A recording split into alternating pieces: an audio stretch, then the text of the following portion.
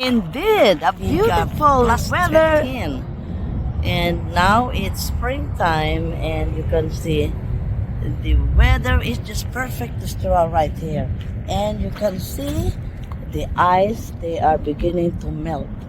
Look, so this lake is full of ice in the winter time.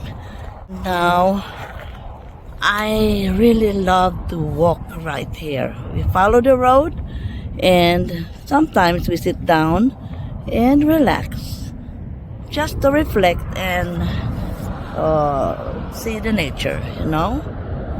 Well, enjoy, my dear friends, today, wherever you are, and thanks for watching a beautiful nature here in Norway. Bye, it's timeless.